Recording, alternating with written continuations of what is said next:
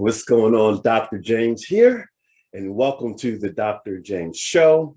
Again, my name is Dr. James Smith Jr., and I'm really looking forward to sharing our guests with you today.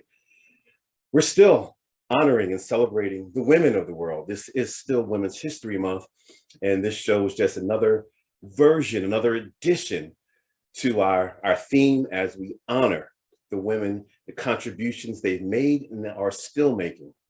Question for you. I want to date myself here, but I believe it was the 80s or 90s. There was a show, the Wayans Brothers, and it was called In Living Color.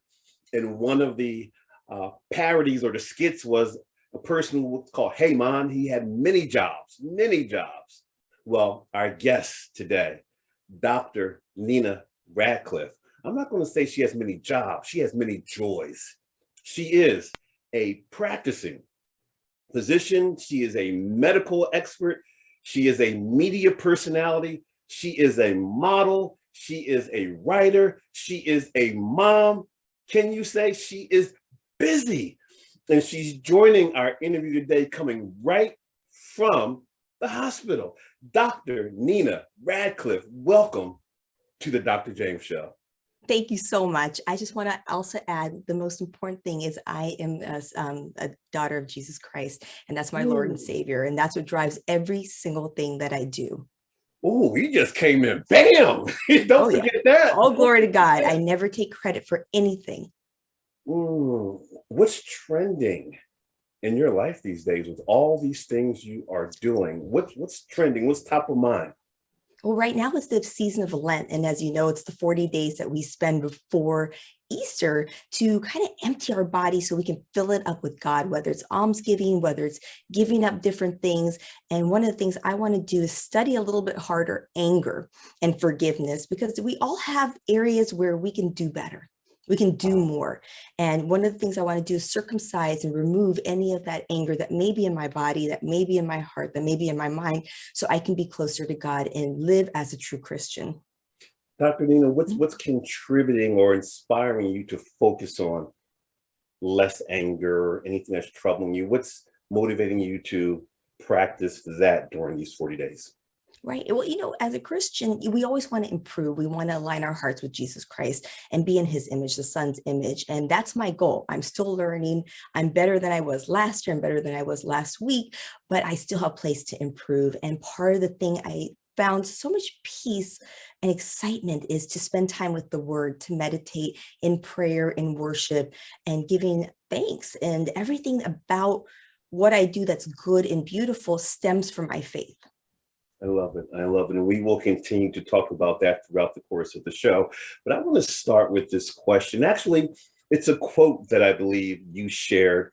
As a motivational speaker, I'm always looking for quotes. I'm always looking for pithy, witty phrases. And I want to put this quote up here, and I want you to speak to it. Let's take a look at the quote. I'll read it for you. It says, "Talking about our problems is our greatest addiction. Break the habit. Talk about your joys." Where did that come from? What was the inspiration behind that quote? Well, again, it goes back to Jesus Christ, because talking about our problems is about being stuck in something that's a situation, a relationship, something you have or don't have. But joy comes from within, regardless of your circumstances. And that's one thing that never fails us when we truly understand the love of God. The love of God. It doesn't matter what's going on around us. And we've seen it throughout history that people go through tremendous suffering and struggles. And while we think what we're going through is just it, the end all be all, we're at apocalypse, Armageddon, everything all throughout history, that's what they thought at that moment. But one thing that's true and solid and forever is God's word and promise. And so when we talk about our joys, we're focusing on one thing that's always true, that's never changing, which is God.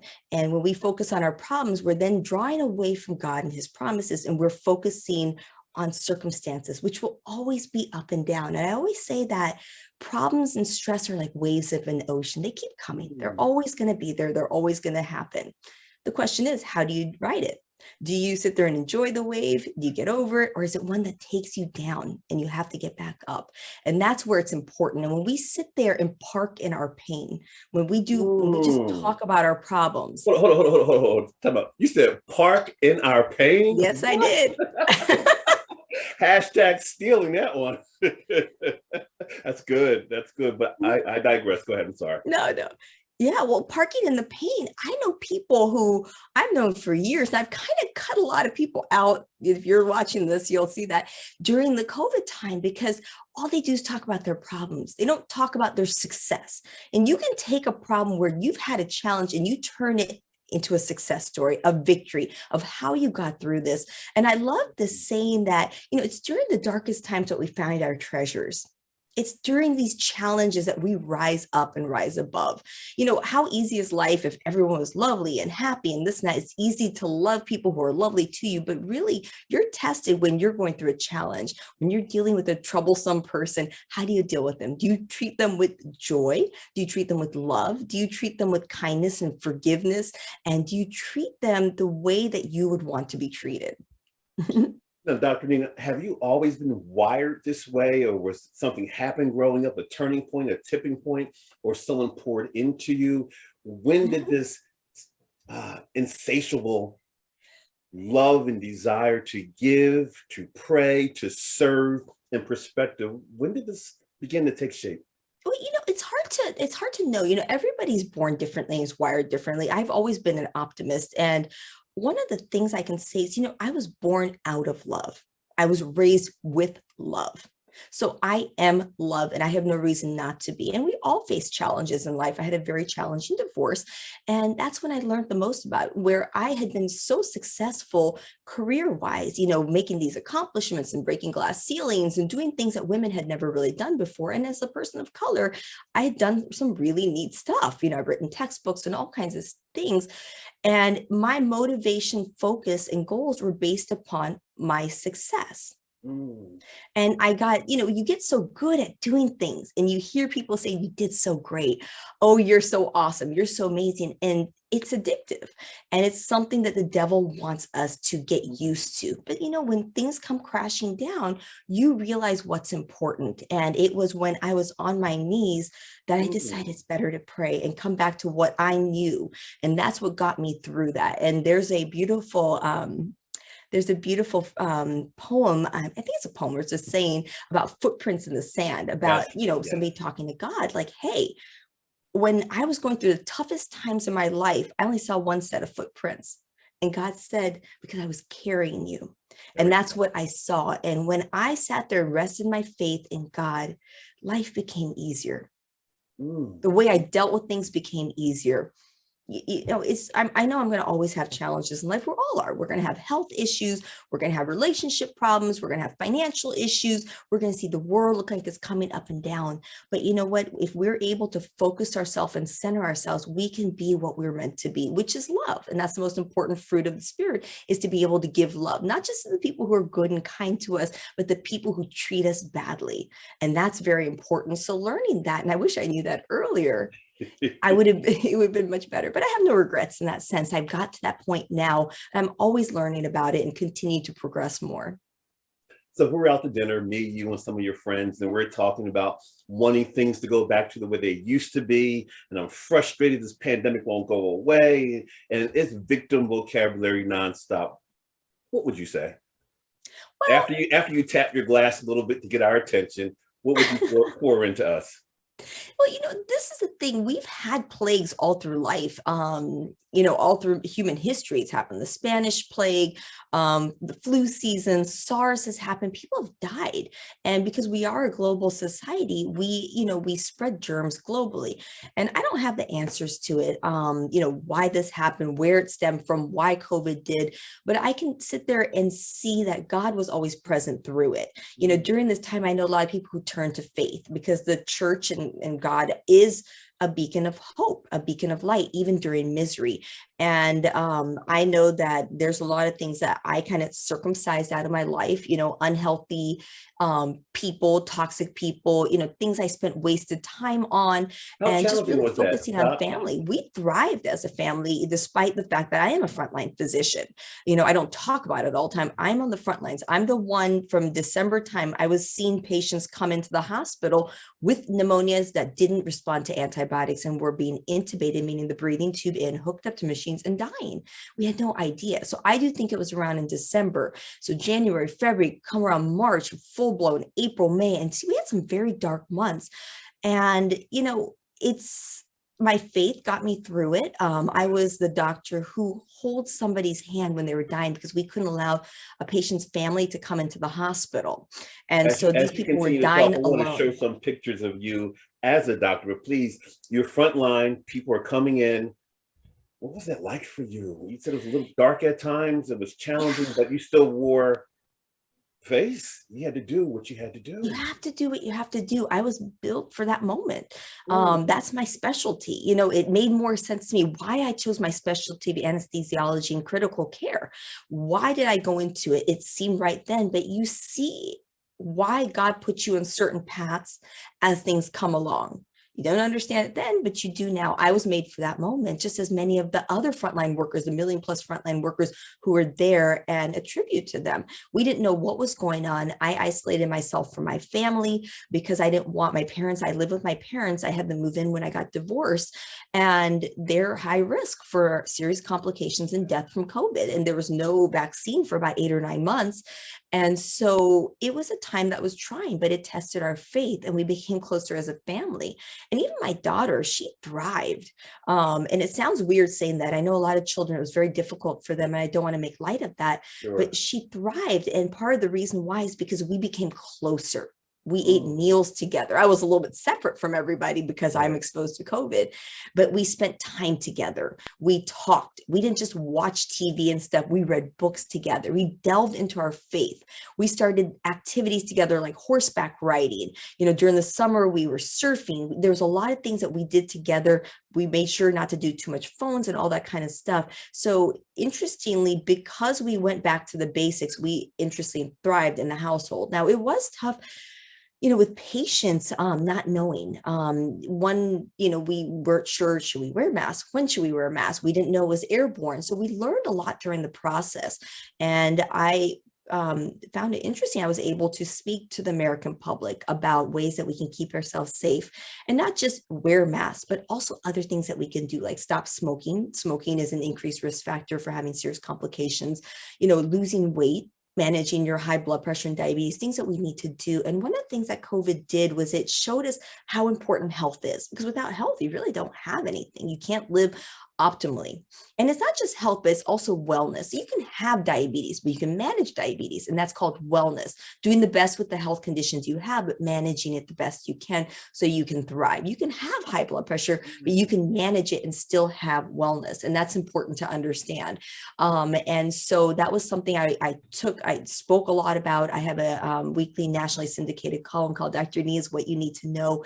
And that's what we talked about: lung health. How do you lose weight? How do you sleep better? How do you manage your stress? How do you do things that can help you not just to fight COVID and build up your immune system, but how do you live the best you can? And that's the thing that drives me, is that there is a lot of power that we have over the choices that we make and the life that we ultimately live. So the life that you live today is the choices that you made yesterday, day before, years ago.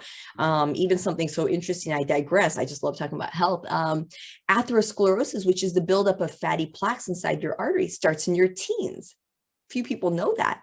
So you need to take care of yourself even in your teens, not defer things that are important down the road 10, 15, 20 years from now. These aren't just issues with older age. Not sleeping well in your 20s and 30s increases your risk for Alzheimer's disease. And that's something I thought I was able to hammer home during the COVID time, as well as others, that, hey, let's take a look at our health. Let's watch our weight. Let's watch what we put in our mouths. Let's watch what we drink. Are we drinking too much alcohol? Are we managing our stress? Are we sleeping properly? And there's some people who really refocused on that. They understood, they either saw somebody get very sick, end up in the hospital, or somebody died, and they really took to heart the health matters. Wow. Wow. Powerful, powerful. You are also a media personality where news shows, Mhm. morning shows, syndicated shows bring you in to share your medical expertise. What's that like? It's awesome. It's the fact that my medical degree allows me to speak to people for a positive purpose. We're not talking about reality show stuff. My medical degree and my education that, a lot of people said, hey, why be a doctor? Just be this or just be that or just marry a doctor. But my medical degree gives me a different type of platform so I can speak to people about things that matter, which is their health. And I don't think of health as just physical health. It is also mental health, spiritual health, emotional health, financial health, social health, and environmental health. And I'm able to kind of bring all of that together, from things like making sure you put on sunscreen, to not putting, to maybe even getting some vitamin D so you get, the sunlight so you can get the vitamin D from the sun, which is very interesting. So I'm able to talk about a lot of different topics. Easter's coming up. My column, we will talk about forgiveness, something I've been studying about and how important it is. I talk about things like anger and how it can increase your risk for heart disease, as can depression and post-traumatic stress and anxiety, and how we need to manage our mental health issues as well too. So, it's a privilege. And for the last 2 years, it's been a lot of COVID, but I've been able to touch people's lives in the sense of, saying, hey, let's talk about smoking now. Is this the time you've been thinking about it? This is the time you should really do it. What about drinking? You go out, you have 2-3 drinks with friends, you don't remember something, you black out, you're not sure what exactly happened. Maybe this is a time you should really think about it. And I think, as a woman, we're able to, it's a different face of medicine. We've always seen men say, as physicians saying, hey, take 2 of these and call me in the morning. And that's not the case all in all. Sure. But how can you get the best medical care when it's mainly, one gender talking to everybody? And that's what I think is so neat. I've been given this opportunity. It's not because of Nina, oh, Nina. This is the path that God put me in. And this is not about, bringing, glory to myself. It's about bringing glory to the gifts that God has given me to speak to people, to speak to women, to speak to people of color, to speak to people who've been divorced, to speak to single mothers, to speak to people who are struggling through stress, things that I can relate to. And when people see a face that either looks like them or they've had an experience like they have, whether, hey, I got divorced, I can relate to her. That's what the purpose is. We have tests so we can give testimony. And when I'm able to do that, I'm relatable. And so I give a different face to what a doctor is. I give a different type of touch. Yes, you do. And one of the things that people have described is that I'm earnest. Like, I really enjoy talking about medical care. It's not like do this and do this and do this. And that really speaks to people. And almost every day when I'm at work, I'll have a patient say, I just read that article and I like it. I'm going to start doing this. And I've lost a few pounds because of that. And that really excites me. So, so the opportunity to have the platform on television has also extended. I do radio shows weekly where I can talk about various health topics to improve our lives. Podcasts like yourself, I've been able to speak and do various different things. So I have various platforms I can reach people for, and you never, ever know who you're reaching. No, it's not even just about numbers and stuff, but if I can touch one person's life that they decided they're going to stop smoking or they're going to eat healthier and they don't have that stroke, I'm never going to know that, but I know it's going to happen. And maybe I'll find out about it later, but if not, that's fine. I'm okay with that. I'm glad that you mentioned quit smoking. We have a clip of you sharing your thoughts on quit smoking. I believe, look, 50 some odd seconds. Let's take a look at Dr. Nina talking about quitting smoking. Let's take a look. I'm Dr. Nina Radcliff, the Press of Atlantic City's health and wellness columnist, with your tip for today. Tobacco use is the most common preventable cause of death, and on average, each cigarette can shave off 11 minutes of your life. Good news, as soon as you quit, your body begins to repair the damage caused by smoking. So let's not wait another day. Decide you want to quit and commit. Write out your plan and sign it like a contract. Figure out what resources you have and how to avoid situations and activities that you use to associate with smoking. Get through the cravings. The average intense craving lasts just 3 minutes, but 180 seconds can feel like an eternity. It will pass. And do not give up. If you fail, and I hope not, try again. For more of my health and wellness news, read my column every Monday in the Press or online at pressofac.com. Love it, love it, love it. And that outfit, okay? That outfit. What? What? Great stuff, great stuff. Doc, I'm going to go to the chat room. I see we have a couple of questions. The first question is, let's see, it says, for young women, what resources would you recommend for them to nourish the multiple health you mentioned earlier, mental, social, physical, so the mental, social, physical resources, where could they go off the top of your head to get more information on that? Well, of course, you know what I'm going to say. I'm saying the Bible, when you make God a priority, everything else seems to fall in place. And for women, we wear a lot of different hats, and it can be challenging, whether it's your mom and you hear your baby crying, it can be stressful. If there's hormones that, go off, it bothers us and stuff like that. So how do we find ourselves, and how do we find grace for every moment of that?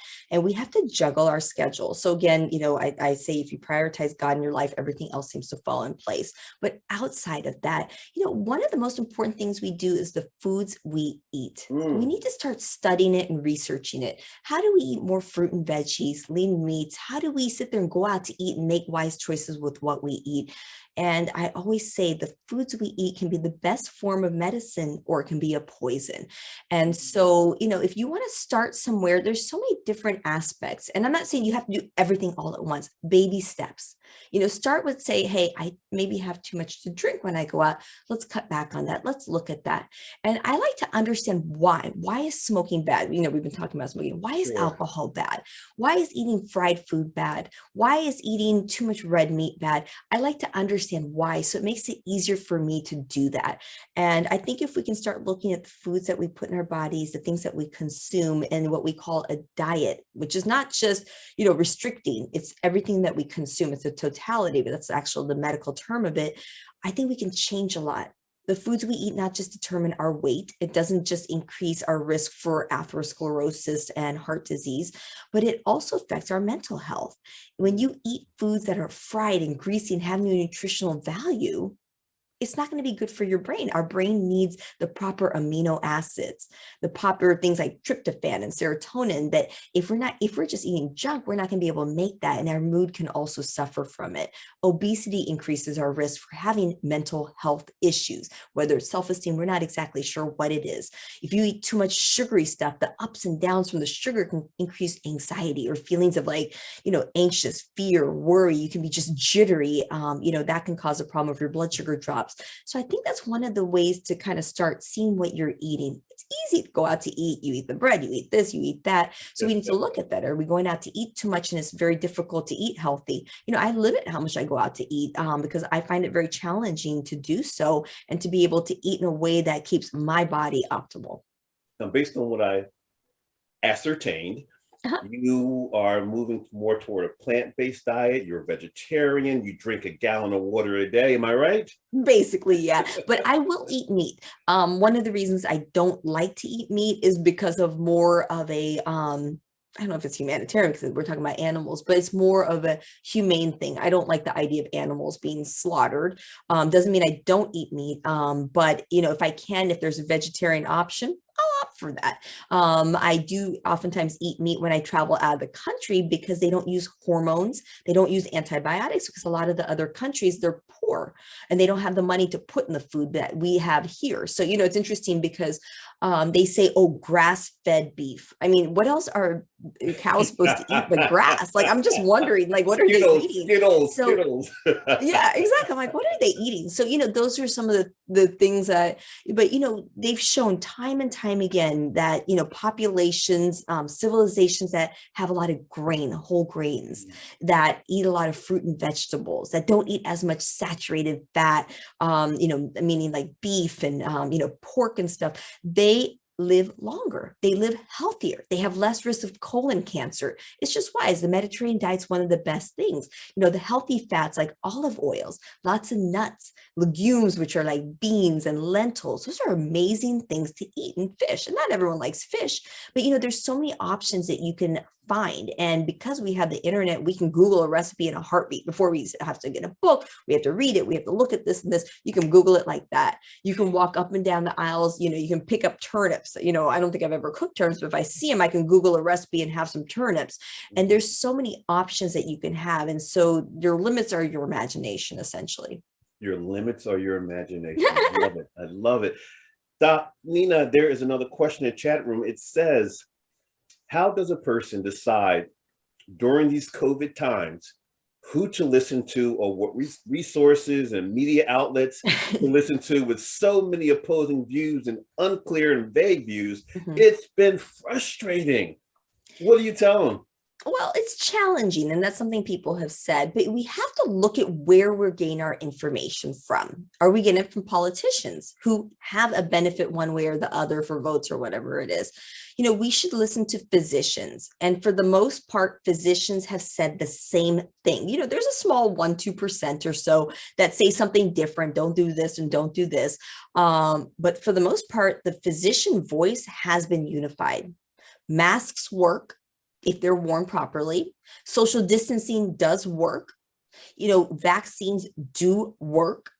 I'm a frontline physician. We rarely, if ever, see somebody come into the hospital because they're so sick from COVID that have been vaccinated and boosted. We rarely, if ever, see somebody die. Now, it happens. I'm not saying that there aren't breakthrough infections where they're so sick that they come to the hospital and die, but for the most part, they're protected. It's the best guarantee you have.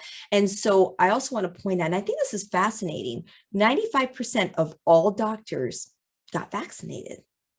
So what does that say? That we're leading by example. So I am a big proponent of vaccines. And I don't talk about politics. I don't think it's appropriate to make somebody lose their livelihood because they won't get vaccinated. And I think that we lost a lot of people when we said, you do this or this, and we start giving them like sticks and beating them down. What we needed to do is we needed to educate people. And we needed to talk to people in different communities and different groups. What this person thinks and their concerns is very different from this person. Like somebody's needle phobia is very different than somebody who has had a family member who had autism and they thought it was linked to vaccines. Yeah. So you have very different discussions. And once, if we had educated people differently, I think we would have had a very different response. And it would have been, from your own doctor, from people in your own community, whether it's a church. I know sometimes churches don't want to get involved, but talking about these types of issues in an intelligent manner, that's where we needed to do that. But for the most part, the physicians on television that are publishing things on the papers, they're the ones who are saying what's based upon science, what they're seeing. You have to remember, we're the ones taking care of patients, and that includes nurses and other frontline, personnel. But, we have to talk to the people who are seeing it and can speak firsthand, not somebody who has a desk job or somebody who's never really been in a hospital like a politician saying, do this or don't do this or do this. Those don't count. You have to look at your resource. True or false? You graduated from med school at the age of 24 years old. I think so. I'm getting older. It's like 20 plus years ago. So I graduated in, what was it? 2002, I think it was. So I'm 44. Can you help me with the math? All right. 2002. This is 22. So that's 20 years ago. And I think I was 21 or 20. No, I started medical school when I was 21. No. Okay. Sorry, my math apparently isn't very good. But it's going to be around the 24, which is unfathomable, because if you go to college, you finish at 22, 4 years or so of med school, you're finishing up at 26, 27, and you finished at 24. Have you always devoured life? The first question. And the second, when did you know you wanted to put the doctor hat on and serve in that capacity? Well, early on, and it was my calling. This wasn't just like, okay, I'm going to do this and stuff. My mom was a physician, which is very unusual back in those days. And to see her and the impact she made on people's lives, that's what I'm doing. And she touched people's lives You know, she from the beginning was about the preventative care. You lose weight, you don't smoke, you don't drink, you exercise, you manage your stress, you know, do those types of things. And that was actually a requirement. If a patient was told you need to lose 5 pounds or 10 pounds, well, let's give you 4 to 5 months, and they don't do that, she would actually discharge them from her care, saying, hey, we're not apparently understanding one another. And I thought that was interesting because I'm a lot like her in that way. And it was just fascinating to see the impact she had on people's lives, both men and women, young and old, white, black, you know, brown, you know, Asian, everybody. And she just had that touch. She was firm like a mama, Right. but she was so loving, and she had this grace that women so often have, and that we missed out for so many decades because it was dominated by men. So it was just my calling. And, you know, everybody has different pathways in life. And I was just talking to a young girl who had a very interesting story where she wanted to go to medical school, but life circumstances kind of deviated her. When she was 15 years old, she was wrongly diagnosed with a mental health disorder. And the medication she was put on caused her to have 3 mini strokes. And that kind of bypassed her and really kind of derailed her. And then so she ended up going to school and college. She graduated, and that's still her dream. And we were talking about that. And I told her, I was like, not everybody's pathway is direct.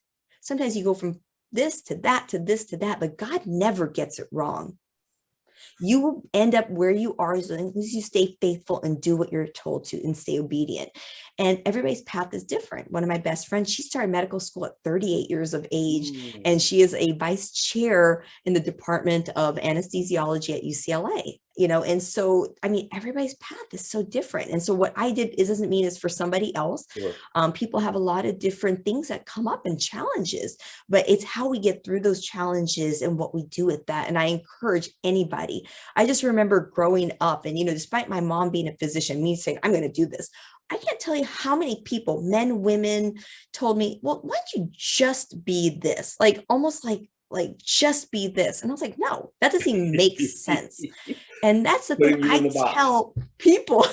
I tell women, hey, don't let anyone else tell you. If you have something in your heart, it's there for a reason, that seed. Let it sprout, let it grow, water it, nurture it. You know, there's times where everything will seem dark like a seed because it's covered up, but it takes the rain, it takes the thunderstorms, it takes this kind of, you know, what was that bomb cyclone that happened last weekend in the East Coast to sprout as spring comes about. And so those are the challenges. And I encourage people, if you have something in your heart and you want to do it. God never is wrong. You just might go from this to that, to this, to that, but be obedient to what your calling is. Reminds me of one of my favorite quotes, and that is, when we're young, we look a lot like our parents. But when we get older, we look a lot like our choices. What are we choosing? Ooh, that's good. Ooh. I like that. Can I borrow that? It's all yours. We get back and forth, back and forth. Doing my research and getting to know you, I was blown away. Your love of travel, your love of modeling. And then I came across a video. It's you in a boxing ring. It's you coming into the ring and deciding it's time for dude to tap out. Take us back. Yeah. So he had he'd been hit pretty badly. He went down. He was able to get back up. And somehow he's able to stand and, you know, show the ref enough where she felt he was okay to fight. And it made sense from what she saw, but something in me was like, this is just not right. So then he was saved by the bell almost. And yeah, he was saved by the bell. So I was like, I have to go in. And our commissioner, which is Larry Hazard, Commissioner Larry Hazard, around very for a well long known. time. Larry Hazard. Yes, Larry Hazard. Yes. He is so supportive of the safety of the fighters, and he respects the doctors. And I went in and I was like, it's just not right. And I didn't really know why. And I was like, okay, let me just do a quick, you know, eye exam and let me look to see, you know, and I can see one eye didn't look like it was quite dilated It was like a little bit dilated. And then there's something called nystagmus where it was like, the eye flickers. It's a medical term. And I was like, I think I see that. And I was like, nope, you can't fight if you can't do that. And then what was funny is because only the referee is allowed to call a fight, not, you know, and so when you hear the announcer, it's like, and the referee, Dr. Nina Radcliff. So it was actually then the referee, I had to let her know why. That's why I took her over to let her see. And she agreed and she made the right call, but she based it upon that. And that's where, again, God puts you in the places you need to be for that moment. Had he continued, he would have been knocked out and possibly family very badly injured, and we don't want that to happen. We've had some fights in the last several years where people have had serious head injuries, they've died or end up very debilitated. We never want to see that happen. For entertainment, for sport, our fighter safety is very important. And what caused me to do it? Again, I owe it all to God. My daughter said, Mommy, you said it with authority. I said, of course, because I knew who it came from. It didn't come from Nina. This came from, from the Holy Spirit telling me that this is not okay. So it is such a privilege to be a ringside doctor. How'd you get there? New Jersey Athletic Commission, ringside physician. How did you get, tell us that story. Oh my goodness. Let me see if I think it's been like 6 or 7 years. One of the promoters I had known had invited me to watch a fight. That was interesting. I don't know anything about sports. I don't really care that much for sports, but I do enjoy learning about different things. So even though I don't know much about boxing or MMA, I can appreciate the sport, the training that goes in it, the dedication, the culture that's about it. And so he had invited me, and then he introduced me to Commissioner Larry Hazard, and Larry Hazard was like, we need more doctors. I said, okay, Commissioner. And so we exchanged information. He emailed me, I filled out the form, and there you go. So I was on there. So we've been able to do a lot of good things for the safety of boxing and MMA. And about 2 or 3 years, I think maybe 3 years back, I can't remember, I was appointed to the World Boxing Association on their medical executive committee. Wow. So the World Boxing Association is the oldest sanctioned boxing organization. They just celebrated the 100-year anniversary during COVID. And so that allows me for them, we wrote the rules for return to combat when it came to COVID, so that fighters can fight. For some of these people, across the world, fighting allows their families to eat. I remember one time I was talking to one of the MMA fighters, and I think she was from Slovenia, and I asked her, why do you like to fight? What are you going to do if you win? Just chatting with her because she was so nervous. And she said, I'm going to buy my family food. Yeah. Oh. Don't forget that Manny Pacquiao, he might become the next president of the Philippines. Yes. He was homeless, like at the age of 14 and 15 years old. I might be off with the ages. He was you're correct. Sleeping on the ground, and somebody found him and brought him up. And if that's not God, I don't know what it is. So, I found it very interesting. We wanted boxers to get back to boxing safely with COVID. And we knew how important it was for their livelihoods, not just for themselves, but their whole communities, their whole villages. Some people come from villages. They literally come from villages. And so this has given me the opportunity to be a supervisor. So I was a supervisor for the Pacquiao-Uga fight. The last fight that Pacquiao had, I was able to read them the rules for sanctioned boxing to make sure that their boxing gloves are proper, keep the scorecards, everything. And it was interesting because around the 4th or 5th, round, I could see how things were going, and I already knew that. And I was like, oh, wow. And it's such an honor. And again, I don't know much about boxing, but I've had this wonderful opportunity to be able to be part of that world. And I have so many good friends from the boxing field, or boxing, boxing sport. It's just awesome worldwide. I was in Cardiff in Wales a month ago or so, doing one of the other fights and the sanctioned women's boxing. I was supposed to go to Panama last weekend, but it just, with the weather wise and stuff like that, I wasn't able to do that. But it's just an opportunity to meet people and to see how they live and learn from them. And I just think it's fascinating. For somebody who doesn't know about sports, like you cannot get me to watch like a whole, now you're saying you don't I'm know not doing any of that. You're saying you don't know a lot about sports, but we're going to put a picture up there that has you standing next to two in separate pictures, you and some Philadelphia Eagles. We got Brandon Graham and Brian Dawkins. You don't know about sports, but you hang around the Eagles. What's going on? So just a little bit of background on that. That was from the Thusio events, which is essentially like, various sports figures will go and they'll talk about something. They'll talk about sports, but most of the time they talk about some type of challenge that they had. Yeah. Brian Dawkins has struggled with mental health issues, but he's used his test to be a testimony, and he gives all glory to God. And it was fascinating. Just fascinating. So again, I can appreciate not knowing much about sports, or, I'm not going to really sit through a whole game watching it on TV. Sure. I might go attend a game and I can really appreciate it. And I can appreciate the stories behind the sport that's there to entertain us and then the voice of the people who are doing that. So yeah, I can really appreciate, and that's the thing I love is that this curiosity. I'm so curious about everything. The problem is I don't have enough time, but I love history and, traveling and learning about, various things and how people live because, you don't know what you don't know until you see it. You don't know. I wanted to ask you this, as a ringside physician in a sport that it's changing, but it's still predominantly male run. Mm-hmm. How do you feel as a female ringside physician? You ever deal with any gender inequities? Do you feel powerful? How do you feel as part of an underrepresented group in that capacity?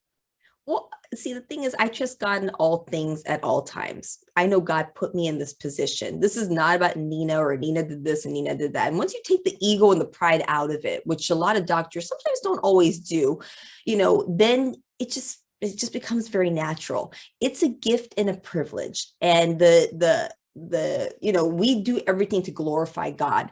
And so to glorify God is God showing that somebody who looks like somebody else who maybe be struggling and saying, hey, I would love to be a doctor. They see somebody who looks like them, a woman or somebody who's brown or whatever.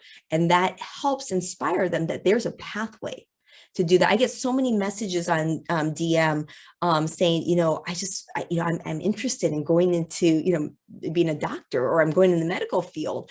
And that excites me that I've somehow touched these people's lives in that sense. So no, I don't feel powerful. I know I'm walking the steps that God has put forth in front of me. And I enjoy it. It's such a neat, seeing the excitement and the dedication that the boxers, are there, and knowing that I'm there to make sure that they stay safe. That's really a neat, experience. Huge. You've done a lot. You're doing a lot. What does Women's History Month mean to you as we consider the accomplishments, past and present and future of women? What does it mean to you? I think it's and your daughter, your mom. Yeah. Everyone, they have these history months and this and that. For me, it's like, how can history be without a woman? So to sit there and say, what is March is Women's History Month, but what about every year? Life is not there without a woman. We came from the rib of Adam, so we can walk alongside man. And it wasn't until the last few decades that women have really kind of caught up in terms of being in the workforce, being able to make decisions, being at the table with that. And it's amazing in the last few decades what we have done. Wow. And so, the idea that it's Women's History Month and we now need to look at women only during this time or whatever, bring awareness, we need to be regarding women and everybody, all races, cultures, creeds, everything all the time, because that's what makes up history. It's not just we have 1 month of the 12 months. Absolutely not. We are part of the history of our country and the world as we speak. So we should be respecting people at all times. So I love it. I love it. Chat room says, during Women's History Month, currently, what can you say specifically to women regarding taking care of yourself and being healthy overall? So if you're focusing just on women right now, not everybody, what would you say to other women with regard to taking care of yourself and being more healthy overall? Right. Women tend to have this desire to help others and do things, almost to the point of becoming a martyr, but for no good. When you get on a plane, they give you all those instructions before takeoff. It takes freaking forever. And one of them is that if there's a drop in oxygen pressure, put the mask on of oxygen on yourself before attending to anybody else. And why? Because if you don't take care of yourself, you're no good to anybody else. And that's one of the problems a lot of women do. They'll feed their kids and their family members before they eat themselves. They'll stay up late getting everything ready and not get enough sleep. They'll not exercise because they're doing this or that, or, hey, let me do the dishes or do the laundry. Things, silly stuff like that. We have to take care of ourselves first and foremost, so we can be the best and our tanks can be full so we can give to others. Because if we don't have that in us, there's not much we can give. And then we're running on fumes, and that's not healthy. Then we start developing resentment and bitterness. And if somebody doesn't appreciate you, or, a child goes a little bit wayward and stuff like that, we always feel like we did this for what? so we need to fulfill ourselves so we can be the best we can, and we can do it with love. And that's important. I make sure I get 8 hours of sleep. I do not stay up late. I mean, I don't. I'm like, I think 10-ish is about the latest I'll be up. I'm in bed and I will sleep. Let's stay with that. I think Uh-huh. I found a quote where you said, "Don't let change disrupt your sleep." Exactly. Ridiculous. And so many of us do. Yeah. So, I've taken call until recently. I stopped taking overnight call where I would work like 36 hours. My body can't do that anymore. I don't think I'm like superhero or So anything of you that do sort. believe in work-life balance or balance life-work It's balance? so important. It's so important. But that's how I can go into work refreshed every day, excited. My patients are like, "Why are you so happy?" It's like scary. I'm like, because I'm excited and I'm refreshed and I'm overjoyed to be able to have the privilege of being able to take care of a patient. But getting a good night's sleep is so important because you can concentrate better. Your mood is happy. You don't eat junk and crap, because when you're, tired, you're going to eat stuff to kind of comfort you. So sleep is so important. It's the crown jewel of good health. And when you don't have good health, you can't sleep well. Like if you're struggling from pain or you have shortness of breath for some reason, you can't sleep as well as you want to, or if you snore, you can't sleep. So, sleep is so important. But women are oftentimes able to, we'll just kind of, put that aside. Let me finish this and this and this. But, we have to put a stop, not like a soft stop, like, like going over, red, what's it called? The stop sign. We need a hard stop. We need to sit there and take care of ourselves. Hard stop. I love it. I love it. We're winding down toward the end of the interview. I do want to show a few pictures. Audience members could see you and your travels. So I believe we have a picture of you in different places where you've traveled. We have London, we have Puerto Rico, we have Iceland. You're all over the world. Yeah. And we also have some pictures of you modeling. Yes, right. A doctor. Look at these outfits. Look at these pictures. Model. New York hot fashion. mess. Fashion. They're beautiful. They're beautiful, beautiful, beautiful. It's so fun. And one of the things is like, I'm not a model first and foremost. I'm a doctor, and all these other things that come along that are so kind of fun and like hilarious, actually. When did you squeeze because I'm a physician. I think I started Nina my first squeeze in that what? modeling thing. Well, one of my neighbors, she owns a bridal store, and so a bridal gown store, and so she asked me to do some stuff for her catalog and stuff for her store. And what was the name of that Italian designer, Nicole Sposi or something? They showed the designer that, and they loved it. So I was part of the Nicole Sposi Italian wedding designers like gown, and apparently in modeling, wedding gowns are like the it thing. That's like when you strike gold. So I thought it was hilarious because I'm over 40 years old, or I think I was 40 years old or something. Okay, we did the I'm math. like 5 feet tall when I'm not wearing my 6-inch heels. Yeah, that's right. And I'm not married. And so I think it's like hilarious. I'm like, God, you are so funny. Like you are just so funny. And so, I see a lot of women, they want to go into modeling and it looks exciting and interesting and stuff like that. Girls, stick with your education. All the stuff can come, it can go, whatever. Very few people make it to the epitome and are able to keep it that way to continue on. And because I'm older now and I see some of the stuff I had done. I think when I was like 37 or 38 years old, I had done catalog stuff for juniors section for like JC Penney's and stuff. And I don't even know if JC Penney's is still in are they still in business? So it's funny, but for me, it was different because I'm older. I'm a physician. It's not my major source of, it's not my any kind of source of income, barely, to spend that much time in doing it. Be cautious, women, of the things, the opportunities, things that, maybe not are within our values, of what's expected of you in order to do that. There really is something called a casting couch. And I feel for women who are younger, who don't have the deep roots to understand that you can't carry fruit if you don't have those deep roots. Otherwise you're going to fall over. So you need to develop yourself and stuff, and to just be cautious, get your education. It can never go from you. All these things are kind of temporary. Not everybody becomes like one of those Kardashians. Not like I want to ever be one of them, with their silly lifestyles, but there's more to life than just what it looks like on social media, on television, or whatever other kind of thing. It's, you're not a model if you're on Instagram and, taking pictures. That's not being a model. That's called Instagram stuff. And if Instagram goes down. Remember when Instagram went down recently? Yes, Everyone's all yes. freaking out. Hey, so I say develop yourself, be yourself, strive to be something, do something that no one can ever take from you. Before we end this, I want to show one more video. It's you talking about prolonged sitting. So listen closely. We're going to have Dr. Nina talking to you about prolonged sitting. Let's take a look. I'm Dr. Nina Radcliff, the Press of Atlantic City's health and wellness columnist, with your tip for today. Did you know that prolonged sitting can raise the risk of heart disease, diabetes, and other conditions, even if you exercise regularly? Here are some steps to interrupt sitting time. Set your alarm on your phone every hour or two to remind yourself to move. Take a break from sitting positions and walk around during commercials when watching TV. Take a walk during lunchtime. Pedometers and movement apps can provide a sense of accomplishment and motivate you to do more. Reply to emails while standing, and throw in some quick upper body exercises while on the phone or watching 30. For more of my health and wellness news, read my column every Monday in the Press or online at pressofac.com. I'm blown away. I'm blown away because I'm in the speaking industry. And I know all the practice that goes into being on a stage and inspiring a group of people, or doing videos and having to get it right and take over. And everything you do looks flawless. When do you have time? I give all glory to the Holy Spirit there.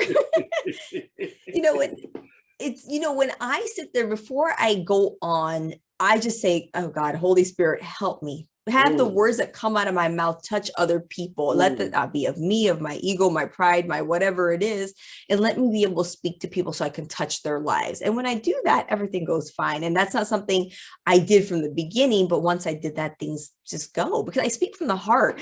And my goal is so that somebody will say, hey, every half hour I'm going to start standing more. I'm going to move around more. It's interesting because they say sitting is like the news is like smoking. It's worse than smoking.